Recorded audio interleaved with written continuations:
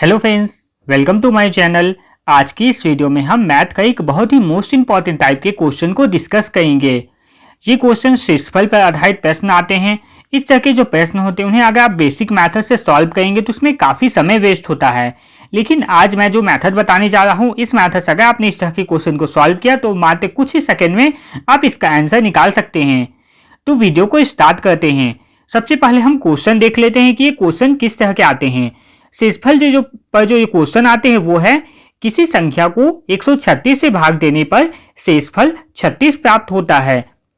उसी संख्या को यदि 17 से भाग दे तो शेषफल क्या होगा। इस तरह की क्वेश्चन देता है जिसमें मानना होता है कि कोई संख्या है जिसे 136 से भाग दिया गया तो शेषफल 36 प्राप्त हुआ। अब हमें बताना है कि उसी संख्या को अगर हम 17 से भाग देंगे तो शेषफल क्या प्राप्त होगा। तो इस तरह के क्वेश्चन को बनाने के लिए आपको ध्यान में रखना होगा, यहाँ पर एक शेषफल दिया हुआ रहता है। यहाँ पे जब भी आप इस तरह के क्वेश्चन को देखेंगे तो यहाँ पे आपको एक शेषफल दिखेगा। शेषफल 36 है। तो आपको इसे सॉल्व करने के लिए क्या करना है, ये जो शेषफल 36 है, इसी 36 शेषफल को आपको भाग दे देना है। अब किस संख्या से इसे भाग देना है, तो सेकेंड पार्ट में हमें पूछा गया है कि 17 से भाग देने पर। यहाँ हमें पूछा है कि 17 से भाग देने पर, तो यहाँ पे इस 36 शेषफल जो है उस 36 शेषफल को हमको 17 से भाग दे देना है। अब इसे हम भाग देकर देखते हैं। सबसे पहले 36 है, इस 36 को हमें भाग देना है 17 से। ये 2 बार में 17 चला जाएगा 34। यहाँ पे हमारा शेषफल बच जाएगा 2। ये नीचे में जो भी आता है वो शेषफल होता है। तो जो भी शेषफल आएगा उस शेषफल को लिख देना है और यही शेषफल है वो आपका आंसर बन जाएगा। बस इतना ही करना है और आपका इस क्वेश्चन का जो आंसर है वो आ जाएगा। आपको सिंपल क्या करना है, जो शेषफल दिया हुआ रहेगा उस शेषफल को लिखना है और अगला पार्ट में जो क्वेश्चन वाला जो पार्ट है जिसमें हमें पूछा जाएगा कि 17 से भाग देने पर क्या बचेगा, तो 17 से आपको इस 36 को भाग दे देना है। जो भी आपका शेषफल यहाँ नीचे जो भी आता है वो शेषफल आता है। इस शेषफल को जब भी आप निकाले जितना भी आएगा वो आपका यहाँ पे आंसर हो जाएगा। तो इसका जो आंसर हो जाएगा वो हो जाएगा ऑप्शन नंबर डी। अब अगला और भी एक क्वेश्चन है। अब हम एक और क्वेश्चन पे इसे सॉल्व करके देखते हैं ये मेथड अप्लाई होता कि नहीं है कि नहीं। ये मेथड बहुत ही इंपॉर्टेंट है, इसे आपको बहुत जरूर सीखना चाहिए ताकि एग्जाम में आप कम टाइम में इस तरह के क्वेश्चन को सॉल्व कर पाएं। यहाँ अगला एक क्वेश्चन दिया गया है, किसी संख्या को 156 से भाग देने पर 29 शेष बचते हैं। उसी संख्या को 13 से भाग देने पर शेष क्या बचेगा। यहाँ पे भी दिया गया है कि 156 से जब भाग दिया गया उस संख्या को तो 29 शेष बचा और हमें बताना है कि अगर हमने उस संख्या को 13 से भाग देंगे तो शेषफल क्या बचेगा। तो यहाँ पे भी आपको वही करना है। यहाँ पे आपको यहाँ क्वेश्चन में दिख रहा होगा 29 शेष लिखा हुआ है, तो आपको यहाँ पे लिख देना है 29 और इसे फिर भाग देना है। अब भाग किस संख्या से दिया जाएगा, तो नीचे सेकंड पार्ट में दिया हुआ रहता है क्वेश्चन में कि 13 से भाग देने पर शेष क्या बचेगा। तो इस 29 को आपको फिर 13 से भाग दे देना है। उसी तरह 29 को अब हम 13 से भाग दे के देखते हैं क्या आता है।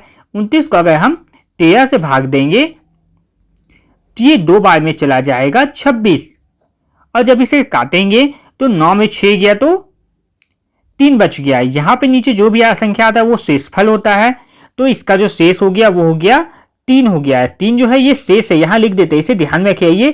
कभी आप भागफल इसे मत लिख दीजिएगा। ये जब भी आता है तो ये यहाँ पे शेषफल लिखा जाता है, शेषफल, और ये जो 3 आया यही 3 हमारा आंसर हो जाएगा। इसे एक और क्वेश्चन पे अप्लाई करके देख लेते हैं ताकि आपका प्रैक्टिस भी हो जाए इस तरह के मैथड पे। अगला जो क्वेश्चन है वो है, किसी संख्या को 195 से भाग देने पर 47 शेष बचते हैं। यदि उसी संख्या को 15 से विभक्त करें तो शेषफल क्या बचेगा। यहाँ पे आपको क्वेश्चन में दिया हुआ है उसी तरह का कि किसी संख्या को 195 से हमें भाग देना है तो शेषफल 47 शेष बच रहा है। यदि इसी संख्या को 15 से भाग दिया जाए तो शेषफल क्या बचेगा। तो इससे भी जैसे अभी तक हमने जो मैथड सीखा है उसी मैथड को हमें अप्लाई करना है। आपको ध्यान से देख लेना है। अगर आपने नहीं सीखा तो एक बार फिर से आप ध्यान से इसे देखें। यहाँ पे हमें जो संख्या लिखना है वो है जो ऊपर में शेषफल दिया जाता है। ऊपर वाला पार्ट में जो शेषफल दिया हुआ रहता है उस शेषफल को सबसे पहले हमें उस शेषफल को लिख देना है। तो हमने शेषफल लिख दिया 47। अब इस 47 को भाग देना है जो नीचे वाले पार्ट में दिया हुआ रहेगा कि 15 से विभक्त किया जाए। यहाँ 15 दिया हुआ रहेगा या जो भी संख्या दिया हुआ रहेगा जिससे इसे विभक्त करना है तो भागा यहाँ पे देना है, सीन भागा का चिन्ह देना और ये 15 को यहाँ पे लिख देना है। अब हमें क्या करना है, 47 को हमें 15 से भाग देना है। 47 को हम 15 से भाग देकर देखते हैं। यहाँ पे आप लोगों को मैं ऐसे बताने के लिए इतना मेथड, पूरा लंबा मेथड से इसे भाग दे रहा हूँ। यहाँ आप चाहे तो इसे डायरेक्ट भी भाग दे सकते हैं। अब 15 से इसे भाग देंगे अगर 47 को, तो ये 3 बार में चला जाएगा 45, 3 बार में 45 होगा। और यहाँ इसे जब 7 में 5 घटेगा तो 7 में 5 घटेगा तो 2, और 4 में 4 गया तो कतकुत।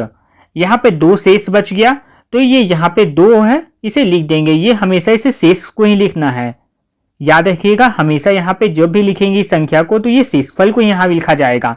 ये जो शेषफल आता है, यहाँ हमें पूछ भी रहा था कि शेषफल क्या बचेगा, तो हमारा शेषफल 2 हुआ। तो इसका जो सही आंसर हो जाएगा ऑप्शन नंबर सी, 2 इसका सही आंसर हो जाएगा। इस तरह की और भी वीडियो को पाने के लिए, इस तरह की ट्रिक वीडियो को पाने के लिए हमारे चैनल को सब्सक्राइब करें और साथ ही बेल आइकन को जरूर प्रेस कर दें, ताकि नया नया जब वीडियो अपलोड किया जाए तो उसका नोटिफिकेशन आपको सबसे पहले मिल सके। धन्यवाद।